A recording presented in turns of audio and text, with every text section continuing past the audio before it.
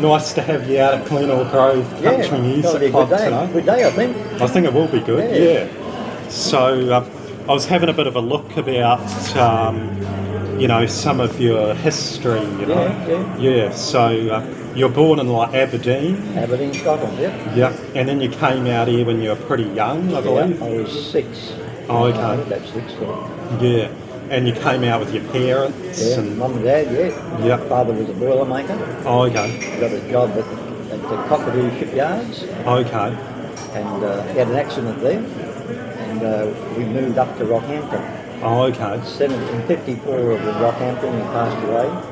Yeah. And my mother met a person up there, got to know him, and he had a couple of kids, and they got together, and we moved up north.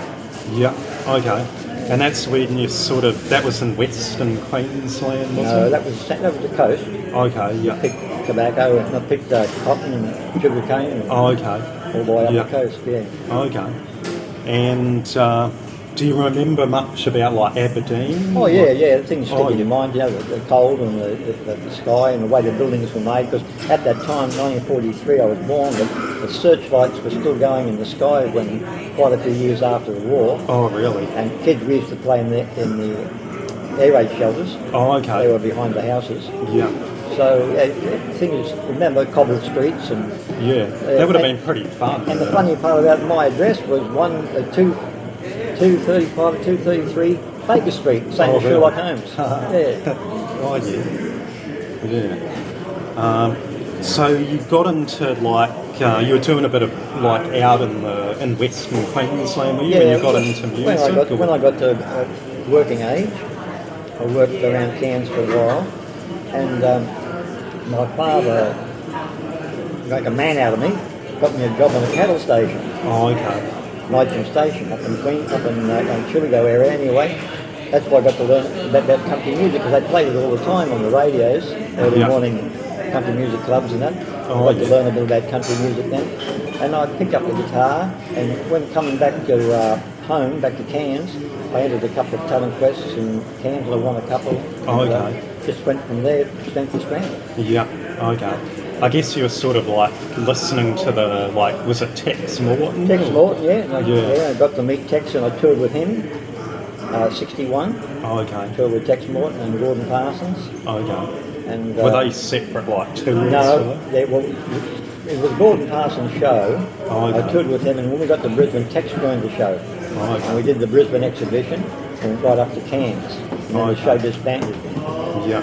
I went back out working on cattle stations for a while, and I came back into Cairns, and I met a fellow named Sundown Slim, Ray Woolridge, and he was with the Buddy Williams show. Oh, okay. And then he got me to the Buddy, and I toured with Buddy then for 3 years. Oh, okay.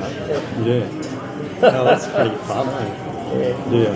Were you writing any of your own songs? Not just then, but I had an inclination to write a few, and when I got back off the Buddy Williams show, we were in Sydney when we disbanded, and at Hollywood Caravan Park, and Rex Dallas took my place, and I left Buddy Williams, and I went with the Guard Twins. Oh, okay. And they were trying to start a thing like the Grand Ole Opry in Sydney, Paddington. Oh, yeah. And so I was on that for a little while, and then the union came and closed it down because we weren't in the union. Oh, really? So I, being a free spirit, I thought that doesn't worry me. So I jumped on the train and headed west and got another job. Oh, yeah. Yeah. And that was that would have been before the Lagarde twins were big in America, or? Yeah, well, they'd been to America and they'd come back then. Oh, okay. Yeah. They had toured with Buddy Williams before me for a couple of years, so they knew him. And we got on well together. So what would you do on the Buddy Williams sort of show? Would you just be playing a few songs? We sang and played. Oh, yeah. And you did about 4 songs in the first half and 4 songs in the second half. The same song, it didn't change. Yeah. And in between that you took parts in comedy skits and stuff like that. Oh, okay. Yeah, that would have been a good experience. It was an experience, yeah. We had some wild times. Yeah, that's pretty cool. Now, maybe tell me a bit about Tex Morton. What was he sort of like? Well, Tex he was a bit of an interesting character. Yeah, he was sort of a man. I found him a strange sort of person. to talk to, he always had the impression he used to talk down to you, you know? Oh, He'd yeah. never look you in the eye, he'd always look at the ceiling and talk to you like looking at the ceiling. And Oh. he'd look everywhere but at Yeah. you know? Okay. That's what he was like. Yeah. He'd talk in small clips. Yes, boy, yes, that's like, yes. Well, you know? Yeah. He would have been a fair bit older than you, eh? Like Oh, probably yeah, 25 Tex then. years. Well, that's fair. Well, Older. that's 61. So that's, Yeah. he would have been in his 50s, 60s. Yeah. Yeah, because one of my mates played on one of his albums, Yep, and yep. he said like, during the album, they said, "Oh, you're not allowed to like smoke in here or whatever," and he Oh. like threw his ciggy on the ground and like stomped Yeah, he had it a out. bit of a temper. Yeah. And then my mate was saying, "Oh, he doesn't like any pedals, you know, Yeah. in the music, so don't put any pedals in it." And then he left the room to have a smoke, and then my mate, the guy said, "Oh, we'll put the pedals in now, you know," and then he listened to it later and he liked it. That sounded a bit like him. Yeah. So you toured in New Guinea as well? Yes, I was in New Guinea. I was doing a show in Cairns and bumped into a fellow named Hamilton, I can't remember his first name, and he owned a couple of trade stores in New Guinea. Oh, And he okay. says to me, "Why don't you come back up with me?" He says, "I'll get you a job at the Aquatic Club Oh, okay. in Port Moresby." So I did. I got up there and I played in the Aquatic, and then his wife got sick and had to ship her back to Cairns. And while he was back in Cairns, he asked me to look after the trade stores. Oh, okay. So a place called Rigo, I used to go to Rigo and look after the store there. And Oh, okay. I spent a couple of years up there. So what sort of people would be in New Guinea? Was it like ex-army people? Oh, or American airports. American? A lot of American airports up there. Yeah, after the war they just hung around well, for a well, while. no, we're talking now, that would have been 60, I can't remember that. I think 62 or something. 62 or something like that, yeah. Yeah. Yeah, so they were still being there doing the airport. Oh, okay. Jackson Airport, yeah. Oh, yeah. Yeah.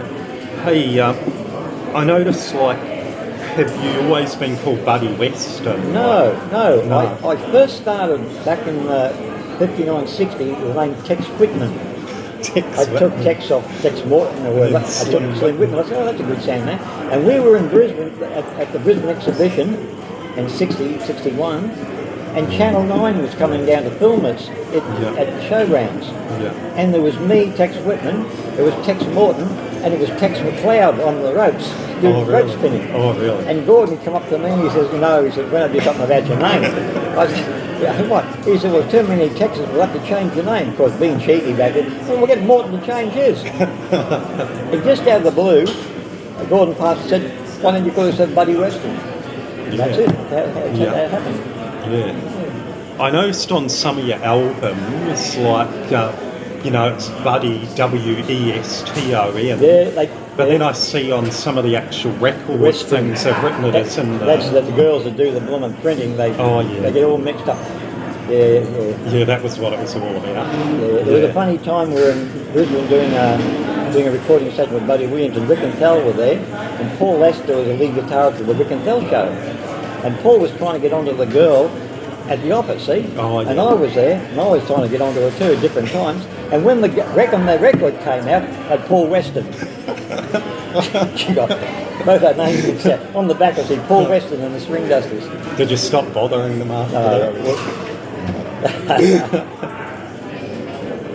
So, I believe in like 1967 you got a first prize at the Australian Country Music Convention. Well, they were doing a show at the Sharpton Hotel, and I'd already organised to go in there.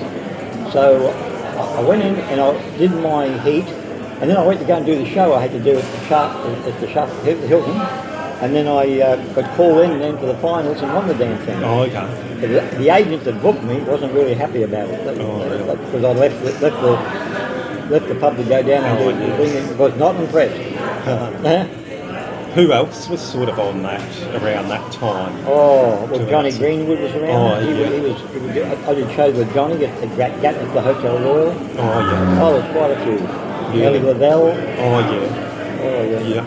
Yeah.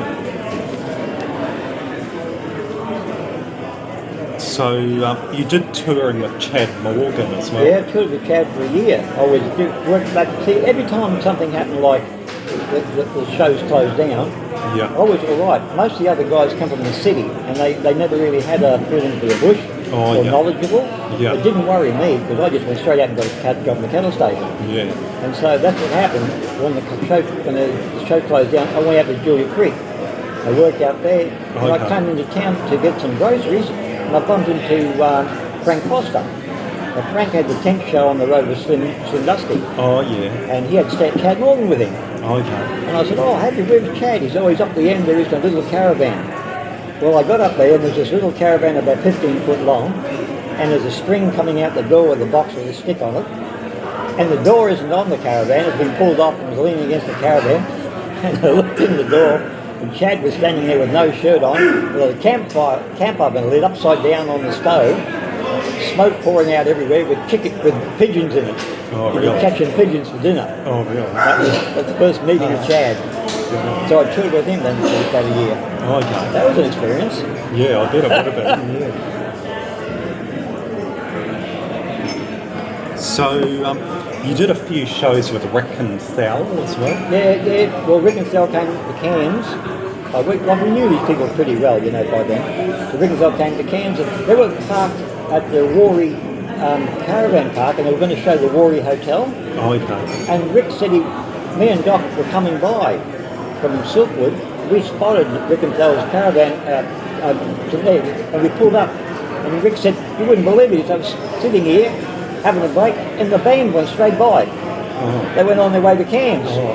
He said, I don't have anyone to play tonight. Oh, really? So Doc came and he played bass, and I played lead for Rick and Thal that night at the Rory. And since then I wrote a few songs for them. Oh, okay. Got to know them pretty well.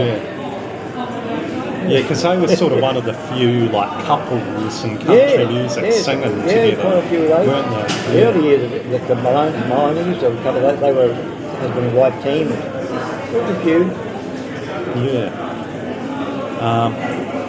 Well, anyway, thanks very much, buddy, for some of these early And we're still memories. plugging along. Yeah, Still and we'll plugging along. talk again. Yeah. Maybe later today. Wear ourselves out. Yeah. Okay, thanks, buddy.